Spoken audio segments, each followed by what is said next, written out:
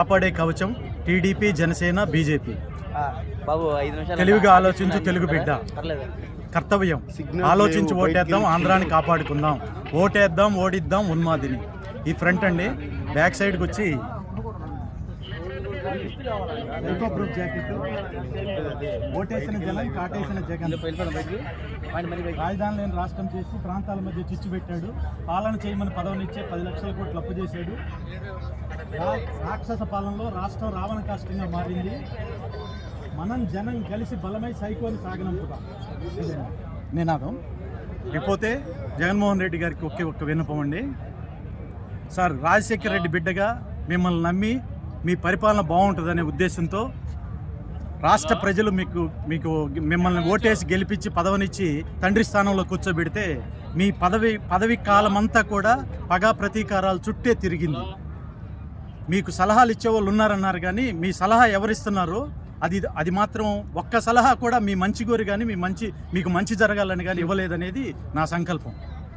మీరు బిగినింగ్లో పరిపాలన ప్రారంభించిన మొదటి వారం నుంచే 7 కోట్లతో నిర్మించిన వేదికను కూల్చి 70 లక్షలు ఖర్చు పెట్టి కూల్చేసి ప్రజాధనాన్ని దుర్వినియోగం చేశారు. అది తప్పుడు సలహాగా మిగిలిపోయింది. 5 నెలలు ఇసుక పాలసీ తీసుకొస్తామని చెప్పని ఇసుక లేకుండా చేస్తే 200 మంది ఆత్మహత్యకు పాల్పడ్డారు. అది తప్పుడు సలహాగా మిగిలిపోయింది. రైతులు తమ భూమిని త్యాగం చేసి రాజధానికి భూములు ఇస్తే వాళ్ళ మీద పగ తీర్చుకునే ఉద్దేశంతో 3 రాజధానుల పేరు చెప్పి 3 ముక్కలు చేసి రాష్ట్రాన్ని విడదీయాలని చూశారు. అది కూడా తప్పుడు సలహాగానే మిగిలిపోయింది. అప్పు చేద్దాం, తాకట్టు పెడదాం, అప్పు చేద్దాం, ఇదే మీ నినాదంగా మిగిలింది. కానీ అభివృద్ధి వైపు అసలు ఒక్క క్షణం కూడా ఆలోచించలేదని నేను తెలియజేసుకుంటున్నాను. మీ పరిపాలన అంతా కూడా రాష్ట్ర అభివృద్ధి కాకుండా అప్పు చేసి డబ్బులు బట్ట నొక్కుదామని భావించారు, కానీ ఎక్కడ అభివృద్ధి అనేది జరగలేదు. ఆ బాధ నుంచి ఈ సైకో ప్రూఫ్ జాకెట్ నేను ఆవిష్కరించాను. ఈ సైకో ప్రూఫ్ జాకెట్ 175 నియోజకవర్గాల్లో ప్రతి అభ్యర్థి వాడుకొని పిఎస్డి ఫైల్ ఇస్తా సొంతగా ప్రచురించుకోవచ్చు. 10 నిమిషాల్లో 1000 నుంచి 2000 జాకెట్లు వేసుకోవచ్చు. నేను దీని ట్రయల్ రన్ నిర్వహించాను.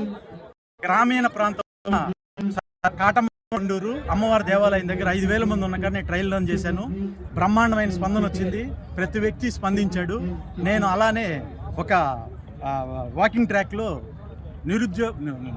రిటైర్డ్ అయిన ఉద్యోగస్తుల మధ్య కూడా ట్రయల్ రన్ చేశాను. చాలా మంచి స్పందన వచ్చింది.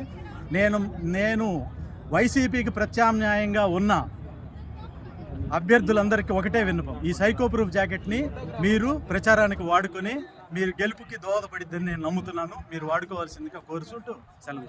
నమస్కారం.